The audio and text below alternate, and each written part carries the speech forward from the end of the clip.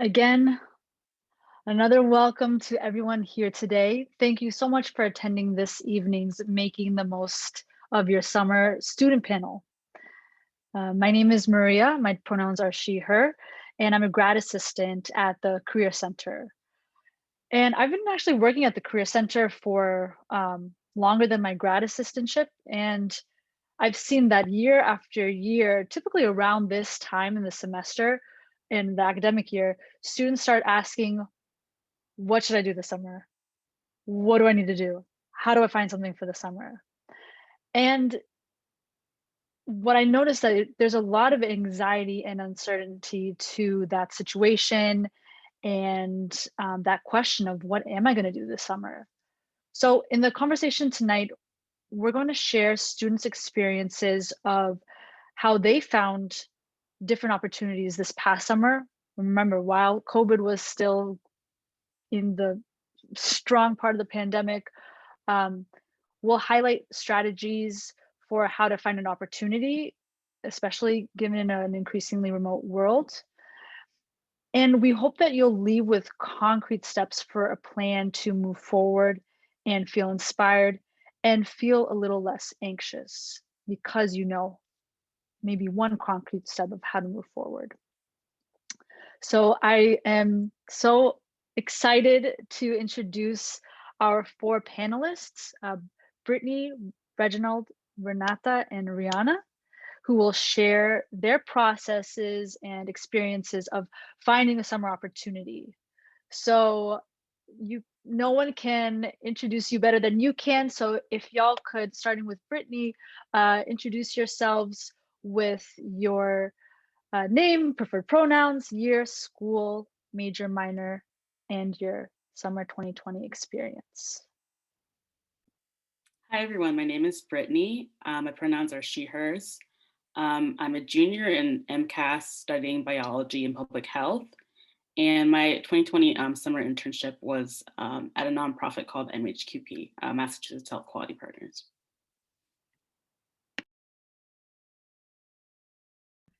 Hi, everyone. So my name is Reginald Ali, call me Reggie. My pronouns are he, him. I'm a senior in MCAS studying Econ and Chinese. And the summer internship that I was part of was the National Committee on U.S.-China Relations. Hello, everyone. My name is Renata. I am a senior in MCAS as well. I am an international studies major focusing on political economy and development studies, and I'm minoring in CSOM in management and leadership. And my summer experience was the Praxis program that BC had in the Career Center. Hi, everyone. My name is Rihanna Ali. I'm a sophomore right now in MCAS. My pronouns are she, hers, and my major is psychology with a minor in management and leadership. And over the summer, I interned at a nonprofit called Institute for East Africans. Thank you, everyone. And I'm realizing now that if you have your Zoom view to be set for speaker view, you'll be able to have the panelists highlighted whenever they're speaking. So that might be helpful. Okay, also I'd like to say that if you have any questions in the moment or whenever, feel free to put them in the chat. I'm gonna get us started with some questions just to get the conversation going, but if anything is coming up for you, please feel free to put it in the chat. We'll try to get to as many questions as possible. And we, again, hope that this panel will inspire you, help you come up with some concrete steps to move forward. And and address any questions that you have and dispel any uncertainties about what this process is really like. So let's get started. So I'll open up the floor to anyone.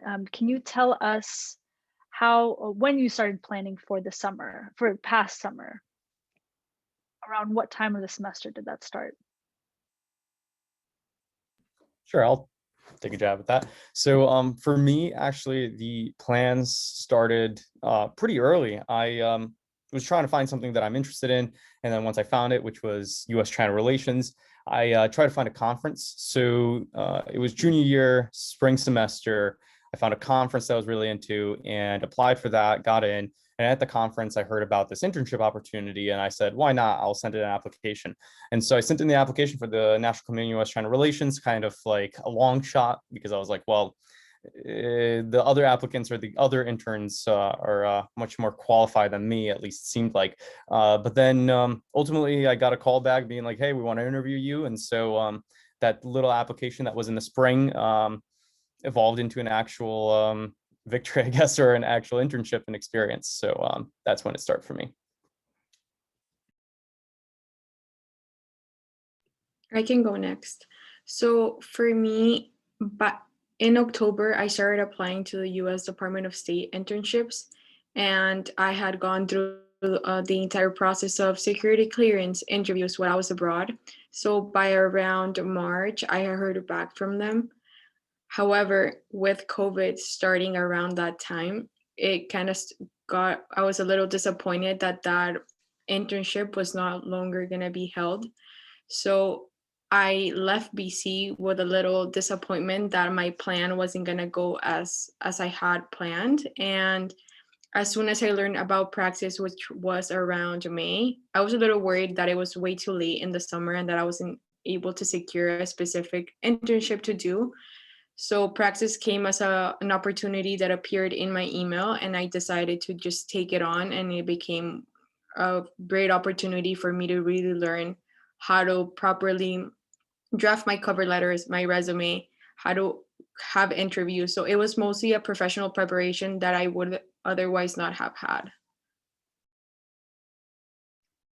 I can go next. So I started planning, I think, around December, end of December, beginning of January, I think. I had heard about this nonprofit, an educational nonprofit in my area in DC that was looking for interns to help basically like reconfigure like their educational platform and help like adjust it to be like using Zoom and like more technology and everything. The only issue was with the introduction of COVID, they didn't have the funding to be able to fund me. So then I was kind of like, I didn't really see the purpose of working with them at first because I really wanted to get a paid internship. But then I heard about EIF actually, which I think stands for Eagle Intern Funding. And I applied to that. I got help from Montserrat and the Career Center, and they were able to help fund my internship. Thank you, everyone. And yeah, funding is definitely an important part of the summer experience. So we'll definitely touch on that in a little bit. First, I want to go back to Renata. Renata, you had made this plan for the summer. You had gone through this extensive process and then boom, you know, COVID. So when you were looking into Praxis, that wasn't your first choice. What were the experiences that you found in the summer, were they your first choice, or how many other internships did you have to apply to? So I had applied in October to just that one specific. And since I had heard back and I was in the security clearance process and just the entire timeline, I just secured that one. And since it was going so well before COVID, I didn't really think to plan or have backup plans in general. So while Praxis wasn't my first choice, it was like the process of adapting to like those unexpected things that just come your way and having to find opportunities to enhance your professional career. In terms of my cover letter and everything that I had submitted to my internship, I had done it myself. I didn't have the guidance to basically make sure that I was submitting my best work. So while it worked out at that moment, I felt that I still needed to feel more confident to build on those different aspects of applications, because I knew that it was such an important summer, being my summer before my senior year, that I needed to make sure to have all the proper tools to start applying to jobs by the beginning of my senior year. So I decided to take on that route of building those specific skills to make sure that when I started to apply again, I had the proper applications and just stronger applications in general. So it sounds like even though that wasn't your first plan of action, and it ended up being beneficial to you in some kind of way. I'm curious about the other panelists. Did you apply to your internship thinking that it was your first choice and just kind of put all of your eggs in one bucket? What did that look like?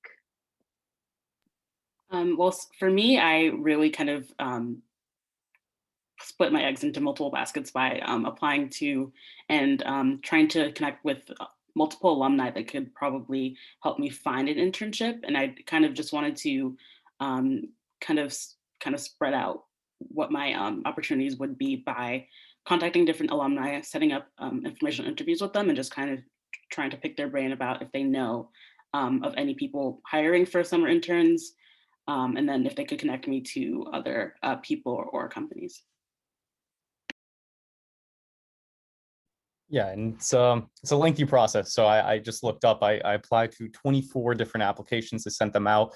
A lot of them were very lengthy ones, like kind of like Renata has mentioned, the U.S. Department of State internships. I also applied to that, and it was a lengthy process. Then the Montserrat Scholarship, Skillman Scholarship, all these different applications that were sent out in the first semester. So many applications in the second semester. And honestly, like the internship that I landed wasn't my first choice. I was not really thinking about it as like too serious. I thought it was just another application because by then I got so many rejections, I was numb. And so what I'd like to say is just keep applying. It only takes one successful application. And for me, that was something that really fit what I imagined my summer to be for and so the National Committee on U.S. China Relations really fit what I was looking for, because I'm more like focused on learning about U.S. China relations, just international relations, and kind of having like a more positive impact, being almost like a citizen diplomat. And so it's just about sending in all those applications. You don't know where you're going to end up. And so for me, it was 24 apps until I found the right one. So it is a lot of trial and error, and just part of the process.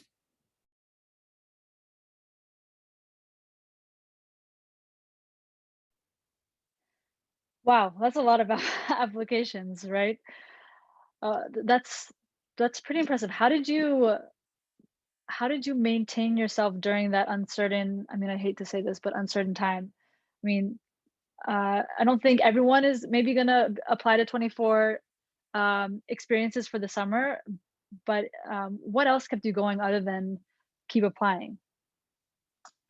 Yeah, so for me, it was just I guess it was, I had that motivation of being like, okay, I need to find an internship. And a lot of them were focused kind of on similar things, international relations specifically. So the cover letters were kind of similar. There were some things I needed to tweak here and there, but a lot of the applications I sent were similar because they were of similar kind of background and interests.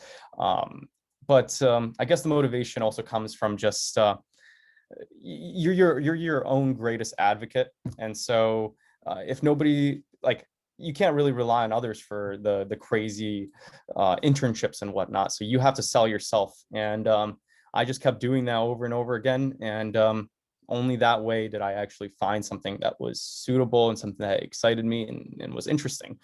And kind of similar as one of the other panelists mentioned, the internship was unpaid because it's a nonprofit. So I also applied for the Eagle Intern Fellowship, and that did cover some of the expenses. So yeah, I definitely look into that, because money should not be something that restricts you from these crazy opportunities. And so yeah, if you're interested in that, definitely check it out.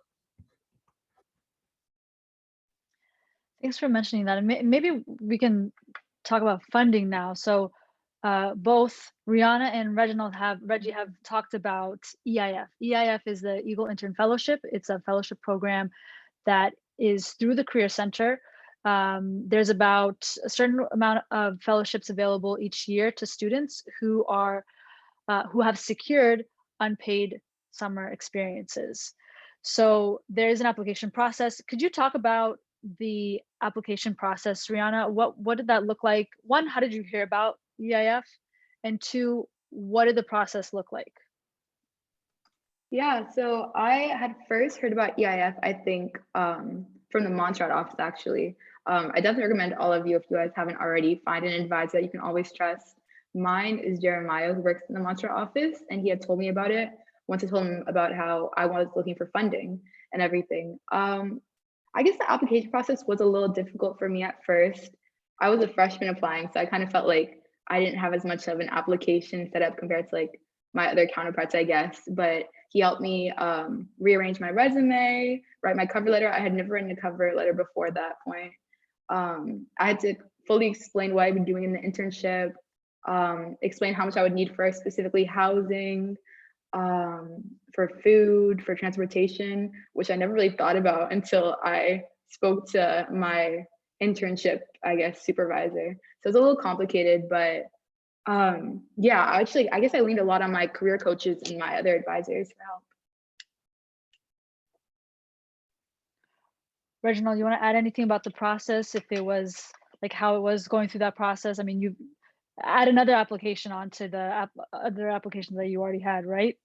How was that process like? Yeah, definitely. And yeah, that's one thing is I also found out through the Montserrat office, Montserrat students. So I kind of found out through that, but it's good that you guys are on this call to hear about it because anybody could apply.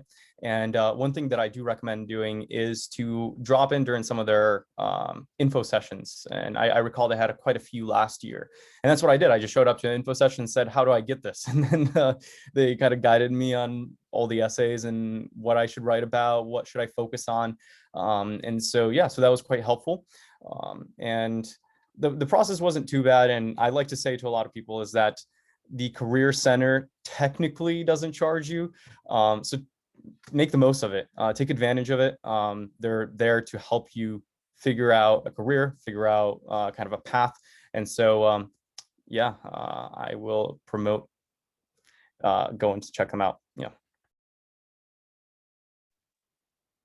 Thanks, y'all. So talking about the different application materials, Rihanna had mentioned that she had never written a cover letter before. What was applying to these different opportunities like? Did you have to prepare cover letters for everything? Did you have to have, how was updating your resume? What was preparing the application materials like for you? Anyone can start.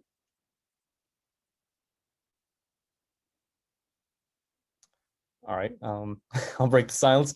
So yeah, so first off, the Career Center website has multiple examples of how to write a cover letter. They go through a step-by-step process and also show you examples of other cover letters. Same with the resumes.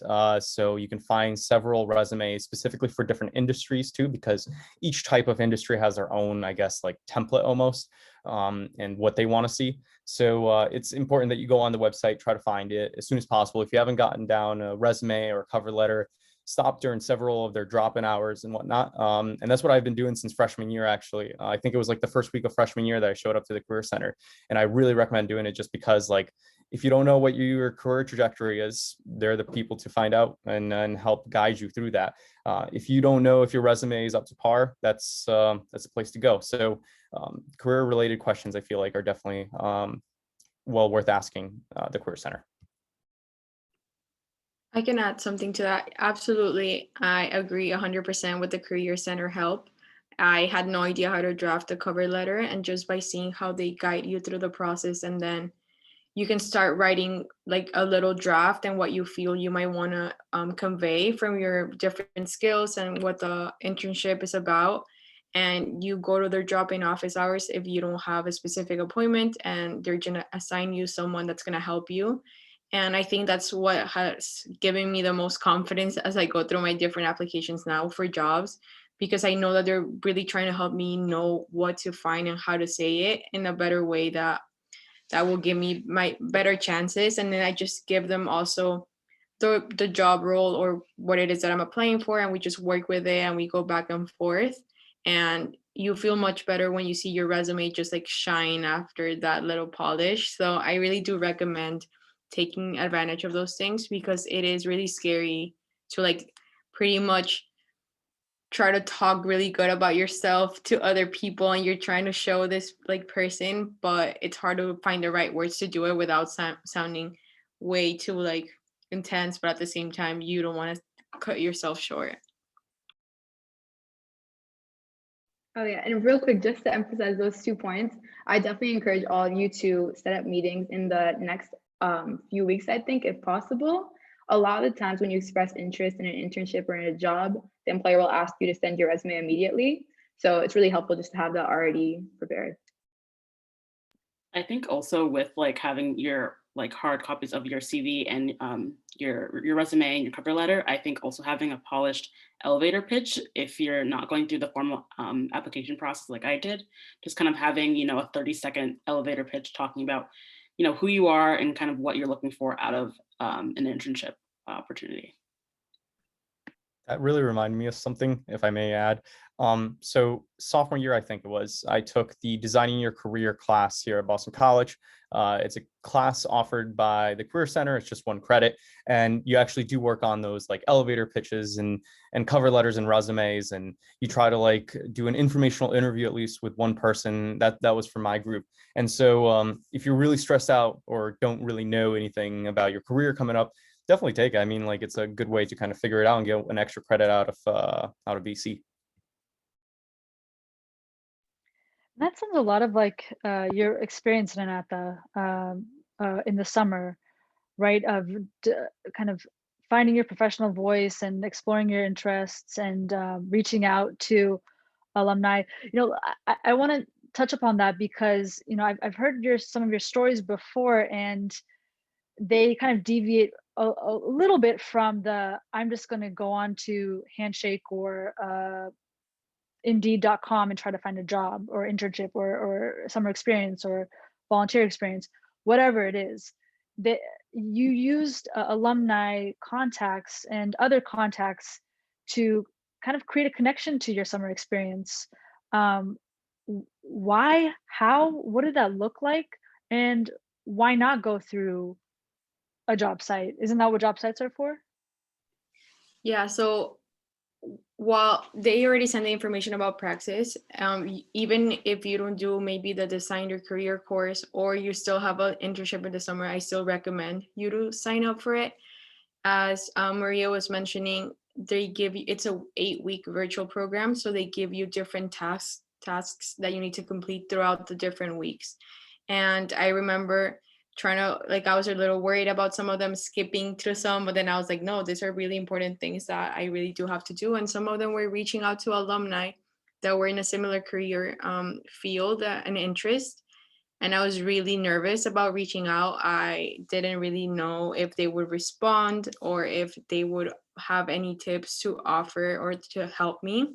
I knew it was a busy time, but at the same time, I also knew that I had nothing to lose by just shooting an email. And these were all people that were in the Eagle Exchange website. So this means they were at some point BC students or somehow connected to BC.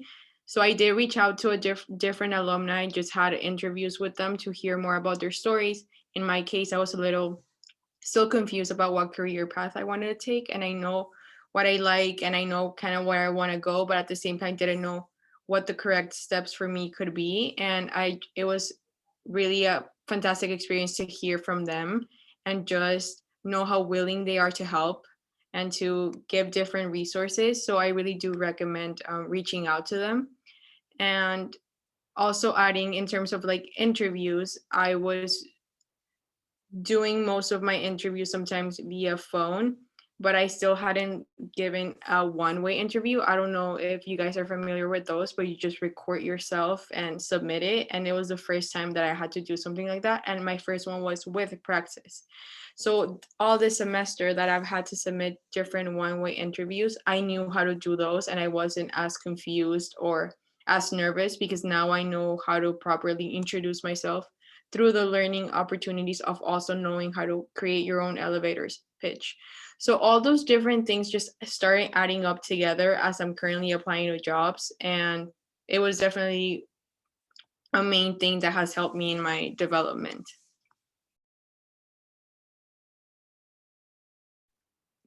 Brittany, can you share how you said that you didn't find your experience the normal way? What do you mean by that? Can you share with us how you found your experience? I know a lot of people kind of use like an application process and try to find different kind of concrete programs, but I tried to find a summer internship through, like Renata said, through connecting and just trying to find alumni that went to BC that are kind of that were associated with the things I wanted to do.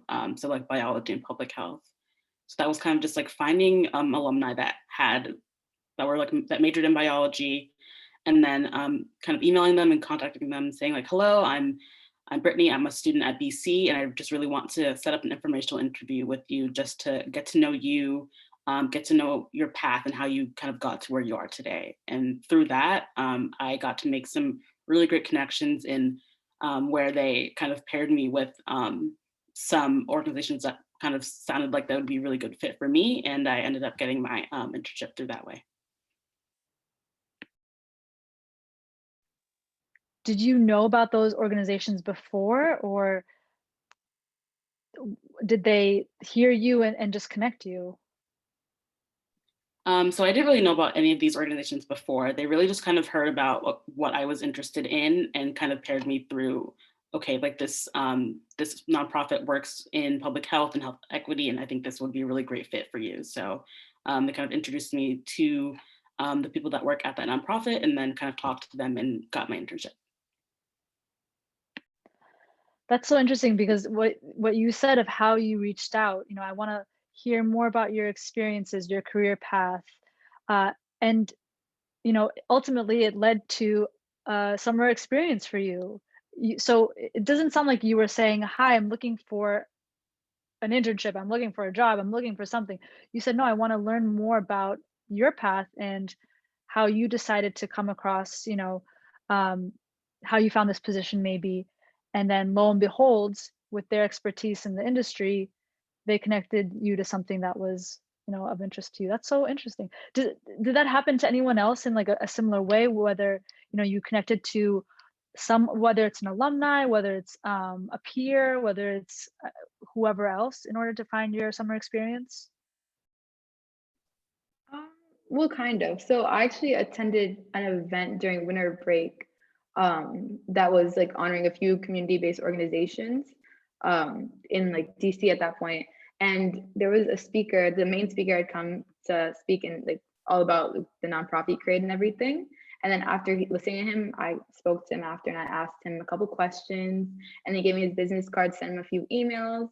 And then after about, I think, 3 weeks of networking, I asked about internship positions. And yeah, he told me about the position that was available. Something similar actually happened to me recently. So right now I'm on a job hunt, second semester, senior year, freaking out because there's nothing lined up yet. And one of the things was Career Center coach Sal has connected me with one of the past BC alum who's interested in kind of the same field that I am. And I set up an informational interview with him like the last semester, and we've been checking in like every once in a while, like a month or two. And I think it was last week we got on a phone call, and he's been sending me a bunch of different careers and like job opportunities. And so I've been applying to all of them, regardless of my qualification, because I'm like, well, this guy's sending it to me, so why not? That's why I also have the 20, now I think I have 40 this year apps sent out. But one of them was like one of the apps that I sent out. He later told me last week, he was like, yeah, well, I was your biggest advocate. I was like talking to them, I was talking you up. Like the director is my best friend, but then the director called me up. He's like, yo bud, I'm so sorry. The girl who was supposed to leave the job for the vacancy decided to extend her position. And so yeah, so I guess they're connecting with alum could also mean having a second advocate, not just yourself. And so growing that network, growing that reach is very important. That's so interesting that these conversations ended up leading to opportunities. I'm curious, how were these conversations beneficial to you in another way? Did you get anything else out of them, or was it purely like, let's get this position? What other things came from those conversations? And anyone can start. I think for me, these conversations were really important because last year I was really kind of struggling with what I want to do as a career. And really talking to these people really made me realize like, okay, there's so many different paths for me I can take with a biology degree. It doesn't have to be just the normal kind of routes like going to med school or like doing a PhD. It could be several different things. And I really found public health to be something that was really interesting that these alumni kind of talked to me about. And I was like, okay, maybe this is something that I can do as a career. And it's kind of something that I'm still really interested in and hopefully will continue after BC. Yeah, for me, actually, I've had times with BC alum who would check my cover letter, they would check my resumes, because they're now, like, at least some of the alum are now the employers, and so they know what they're looking for, and they can really help you out with shaping that resume and cover letter. And so I've had that with BC alum. And I also had just basic questions being like, well, if you were me, what would you do in this situation? I have option A and option B, which one to choose? And so they're the best people to kind of ask that because they were in your position 20 so years ago.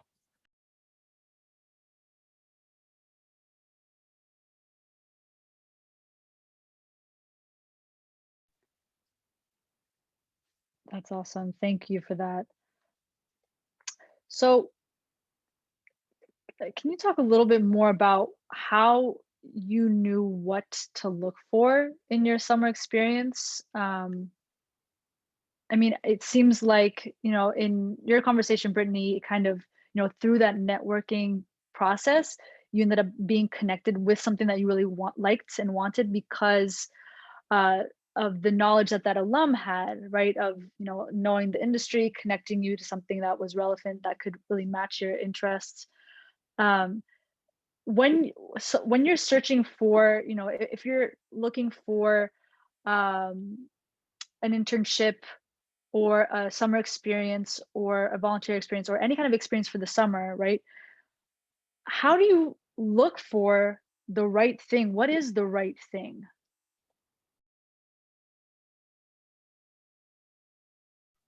I mean, in all honesty, I feel like I was like a whole mess like last year, even sometimes this year too, like some days.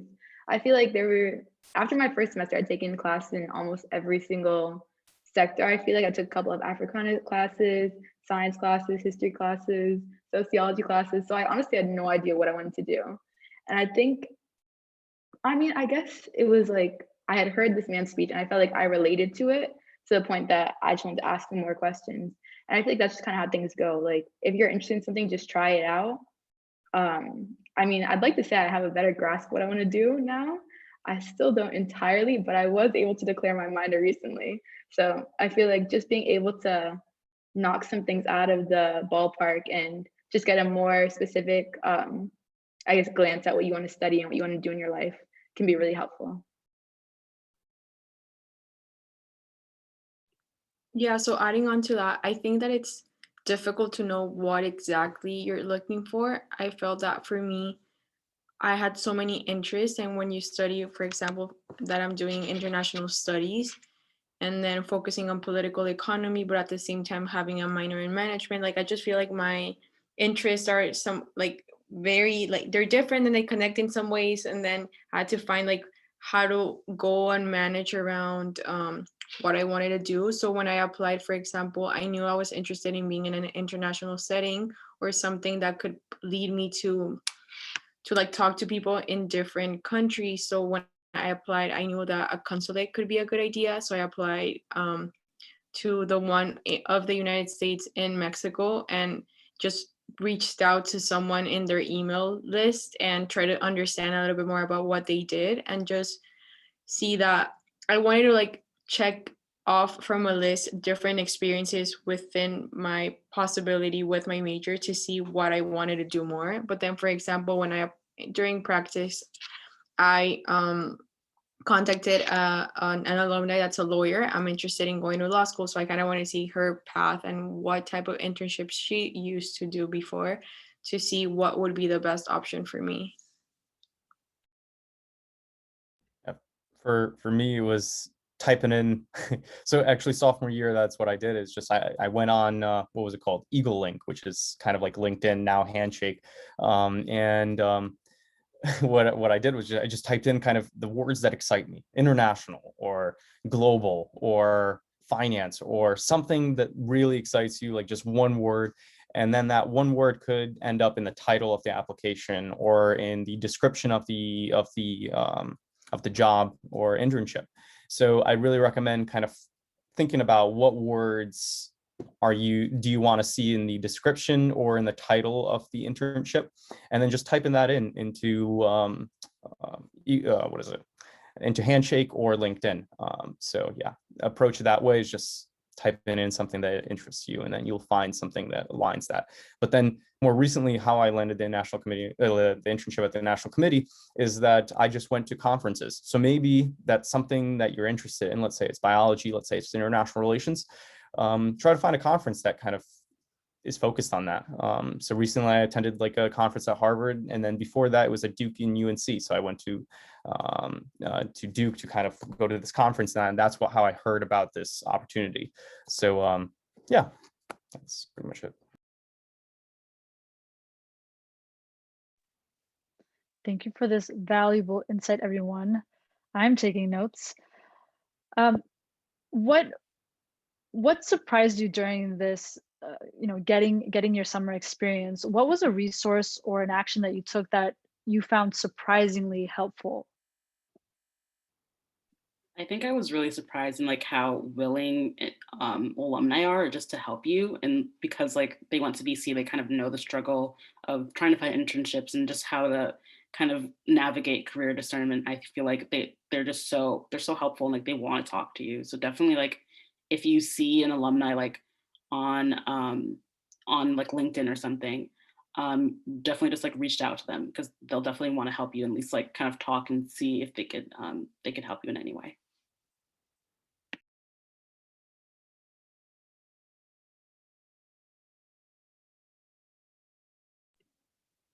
Yeah, so I would definitely agree with that. The willingness of the people around us that want to help, and also the importance of receiving feedback and like using that feedback in our favor. I feel like for me it was a lot of like self-reflection, and to really like discern what I wanted to do after, what I value, what things are non-negotiable in my future job, and just different ways that I approach my life. And I remember at points they would ask us about our life view and our work view and how those connected, and whether we saw that our lifestyle would connect to a possible job opportunity. And I think for me it was mostly sitting down and being able to realize a lot of the things that I didn't want to compromise and a lot of the things that I wanted to see. And that taking that time to reflect and listen to what other people had to say and the feedback they would give me was very helpful into really knowing what I want to look for now.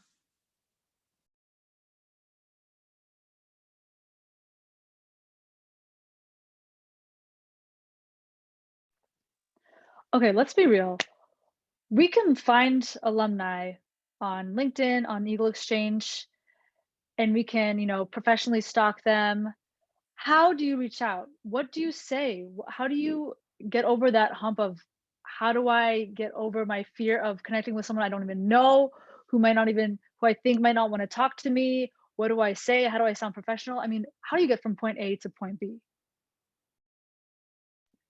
I think just like kind of starting out and just introducing yourself and kind of putting your like elevator pitch like into an email, basically just saying like, your major, what you're interested in, and then just also just kind of asking like, I'm really interested in, this part of your career, or this kind of part about what you've done so far, and really just kind of picking that out and just kind of asking them like, can I set up a Zoom interview with you just to talk about this and to talk about just getting to know you and talking about career discernment. So I think just really it's can be a little intimidating, but also just it's really just for you just to know like how to network, and also just to get the most out of the alumni that are so willing to help you.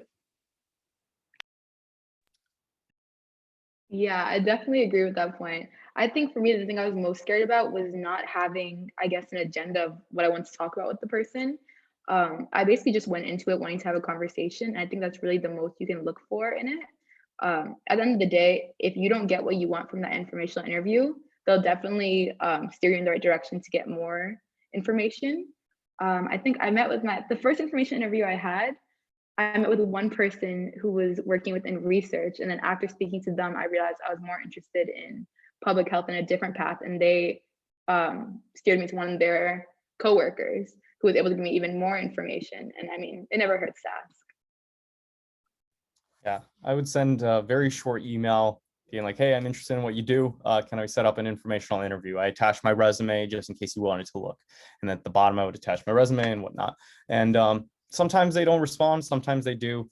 Don't take it personally. They're also busy. Yeah, I've done that quite a lot. And I think it's also about once you get an internship or once you're in some kind of position, take advantage of the resources at that position. So while I was with the National Committee on U.S.-China Relations, I would reach out to past interns, to past people who were like part of the staff there, some of their networks. Or when I was interning with the International Trade Administration, I would reach out to other U.S. foreign commercial service officers because I'm interested in foreign service. So I would reach out to them being like, hey, I would like to set this up. And oftentimes they would respond or whatnot. And then you could just talk to them about whatever you want and try to find out some of these opportunities that we're talking about. And I've been doing that even until now. I had an informational session or informational interview last week with an International Trade Administration personnel. So just keep sending out those invites and manage the time to kind of meet and talk about their career. I just wanted to add, in my case, I was a little more nervous to ask for that informational interview right away. I didn't know if they would say yes, and I felt that I was a little scared of just sending, oh, let's set up a meeting. So what I just asked, I introduced myself and just asked about a specific area of their resume and just said, do you have any tips about any of these things? Like, would you like to share like 2 or 3 with me? And as soon as they responded, I remember her specifically just said, these are 3 tips I have for you like right now, but if you would like to set up a meeting with me, I would love to talk to you. And that's when they switched the conversation to them asking to speak to us more. And that's when I felt confident and ready to actually ask them for their time. I just felt that I didn't want to take their time, but they're willing to do that. So you can go either way, either ask for it right away or just see how the conversation goes. Do you feel more comfortable now, Renata, reaching out to other alumni after that first reach out, or is it still like a similar feeling of nervousness? I consider myself someone that's not very good at sending emails, so I was a little nervous, but I feel that now as I've gone through that experience, I just feel that I don't lose anything by asking, and they could just answer my questions without offering any time that they have available. But if they were to do it, I would be happy to do so. I feel like now I don't mind talking to them as much as I did before, or I'm not as scared. So I usually do ask for that time now. That's awesome. And you know, I'm just thinking of, I mean, there's always a first for everything. The first time that you make a resume, that you make a cover letter, that you reach out to an alum, or that you apply to a summer experience. You all are looking for upcoming summer experiences, right? Can you share a little bit about, look, you've gone through this process the year before, looking into the next year, not to say that you have no worries, you have no anxiety, you have no, you know, whatever. But can you share with us where you are right now and looking to next summer? Do you feel more prepared where you are because of last summer? Do you feel like you're back at, you know, square one?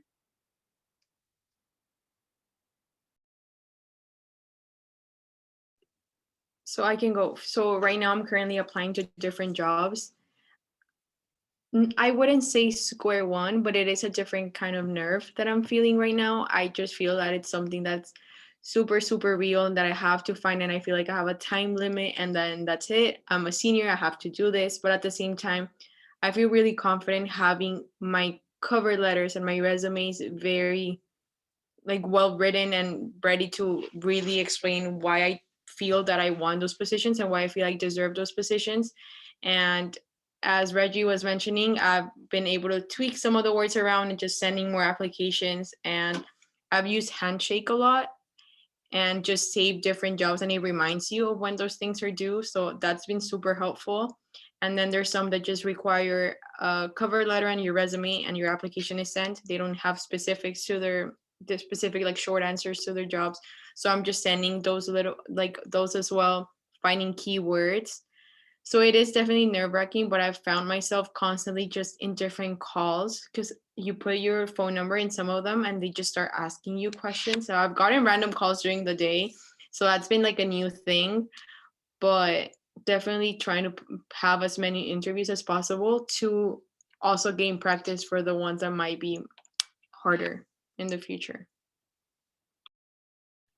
Yeah, and I'm kind of in the same boat as a senior. I'm a nervous wreck. I know it's coming. I know that I'm going to be graduating soon. I need to find a job and I need to somehow pay the bills, I guess. Yeah. Well, I don't really have great advice for that because that's what I'm going through right now. One thing though that I guess I got through this whole process is for better or for worse, I got really numb to failures or to any kind of rejections. And I think that comes with applications and sending out so many. So yeah, I guess it's just about persevering and not really caring that much if your dream job or dream position falls through. I mean, still aspire for them, still try to apply. I've applied to some that I've gotten, and it was a great experience. So I'd still say it's worth it. But at the end of the day, don't beat yourself up over it. And lately I've been battling with this one weird thought is that all my internship experiences have been unpaid. So I've been kind of like, well, is my job or is my work really worth an actual job, something that will pay me? So that's been a little bit of like an internal debate. And I guess that's just me being a little bit psychotic, but yeah, everybody's worth it. Everybody's going to find something that they will fit. It will take some time and a lot of perseverance. And if you set your eyes on a goal, keep pushing for it. Yeah, I think it's just a matter of time until you get there.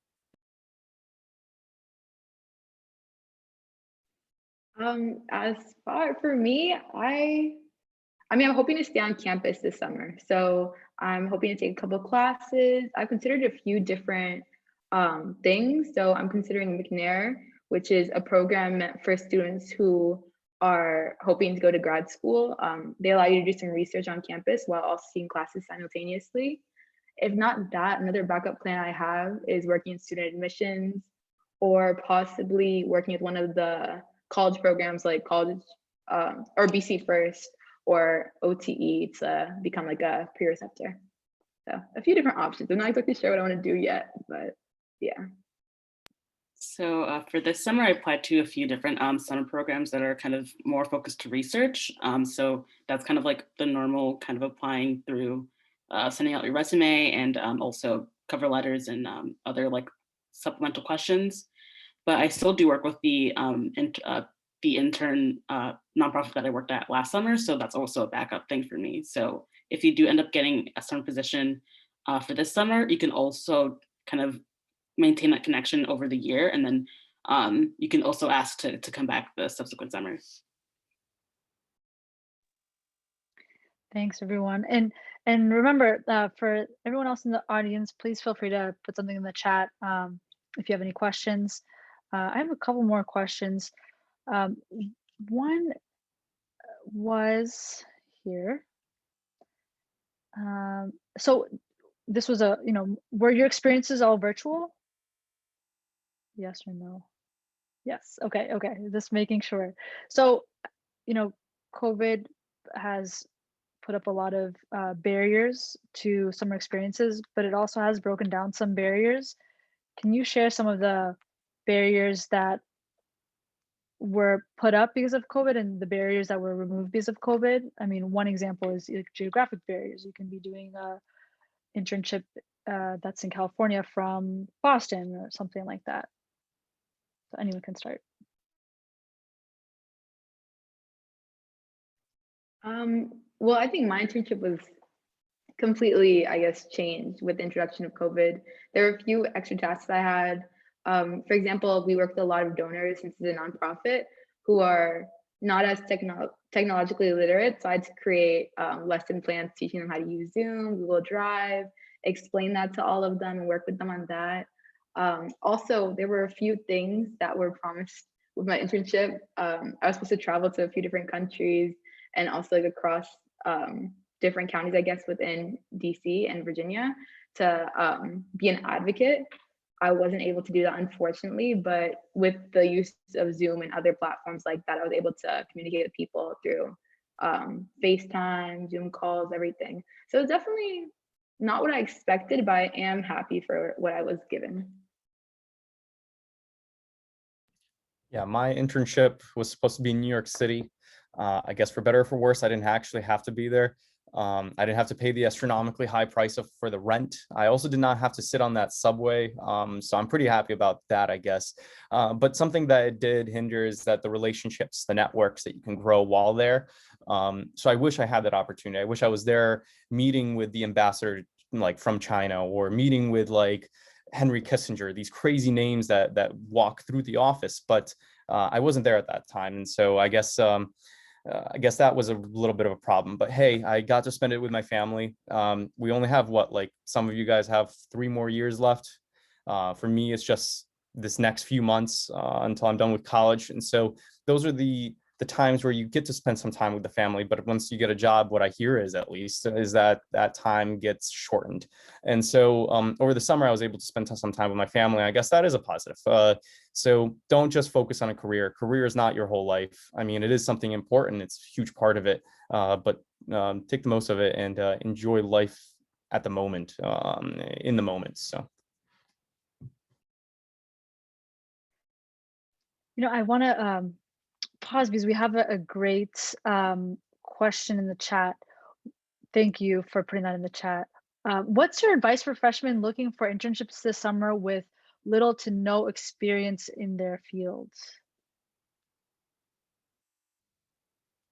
I can take that. I really didn't have like any experience really in the public health field before I got into my internship, but I think when you're there, I think the people that are working there are really kind of eager to help you and like teach you how to do the things. So I think, it might be a little kind of nerve-wracking to apply to stuff and you're like, I don't have an experience, but also they're really, I think the people there are really kind of looking to kind of teach the next kind of world leaders, I feel like, and they really want you to have those important skills. So yeah. Also, props to you. Freshman year, I wasn't really thinking about an internship for the summer. So you're not behind the curve. You're actually way ahead by even thinking about it. I worked as like a waiter, so I came back home and I just made money. If you're finding an internship that specifically is focused on your interests, good for you. That would be awesome. But don't beat yourself up if you don't. One thing that I did, which you could do, think about next year. So I did the critical language scholarship. If you're interested in a language, if you're interested in like an international experience, that could be something that you think about for next year. Take the summer maybe to figure out what your next steps are too. So if you apply and end up not finding anything, I mean, good for you if you do, but if you don't, just take that opportunity to reflect, to think about, okay, what kind of opportunities are out there? Because a lot of the very selective ones, their applications are during the first semester. So yeah, as a freshman, just like think about it, take the time to reflect. Yeah, I mean, this was something I learned during my internship, but it was pretty surprising to me. A lot of internships and employers are looking for people with little to no experience, actually, because they like to help groom you, help, I guess, gear you towards your next path. And there's a lot of internships aligned with helping you learn how to network, how to write resumes, how to do cover letters, do everything we were talking about this entire time. That's another section I learned with my internship. And they're always willing to help. So it's actually great to have little to no experience, in my opinion. And what do you mean little to no experience? You are, I'm assuming, like older, you're more than 16 years old. You've had 16 years of experiences. What has that been? How that shaped you and your interests? That's really good to kind of relay through an interview. One of the first internships that I got was with the International Trade Administration. I sat there and I was like, well, I traveled quite a lot. I am taking these certain classes. I have these sort of interests, but I'm still trying to figure it out. And I think that's something that they are excited to hear, because they're there to help you. An internship is there to shape you. So no experiences, I feel like that shouldn't be really a word, because you've had these like experiences in high school. You've had the experiences prior to this that shaped you and made you into who you are. So highlight that. If you don't have an actual job experience, it doesn't really matter. Yes, super quick. Add your courses that you've taken so far at BC and put them in your resume, and kind of explain why they were so important and why you feel that you could use those specific skills in that specific internship. I feel that right now, most of my learning, more formative experiences have been in the classroom, and sometimes you don't know how to put that in your resume. but I feel that those are the most important as to why you're so passionate about maybe pursuing that specific internship, and why you feel that you have a little like basic knowledge on the topic, and you feel that with that internship you can really like help yourself get better and just excel and help them in the process. So I would really highlight the coursework. Brittany, do you have any last thoughts on that? Oh, no, you were the first, you were the one who kicked us off. I'm sorry. So we are coming up on time. Thank you for the questions in the chat. I have one last question. If you were to give one piece of advice moving forward, what would you give for students looking for an experience this summer? I think just definitely like cast a wide net into kind of whatever you're interested in. I kind of fell into this internship, I feel like. So really just being open to multiple things is really going to be helpful, because even though it might not sound like super interesting or you might not like it, once you experience it, then you'll be like, okay, this is something that I love and something that I'm really passionate about. I would say don't overlook the little things, like the little emails that you get, little details. For example, I could have just stayed disappointed and not done anything about it, but just take those opportunities, because you might actually encounter like very exceptional opportunities when you're doing them. I would say stand out. It's tough, but what I mean by that is that when you send in an application, don't just send it through handshake and say it's over. Send them an email, hit them up, be like, hey, I'm really interested in this because of X, Y, and Z. A cover letter is good, but when there are 100 or 200 other cover letters, yours might get buried. So send out an email, be like, hey, I'm really interested in this. My name is like blah, blah, blah, and this is why I'm applying. Maybe even set up an informational interview. So if you really have a dream application, keep emailing and keep following up. I would say to network and always just don't be scared to take the first step and start the conversation, because at the end of the day, those conversations are what allow you to experience new opportunities. Thank you all so much to the panelists who gave us their wisdom, their expertise. If you want to send them an email, I'm sure that they would be I'm offering that up for them, but I'm sure that they would be open to hearing from you if you have any further questions.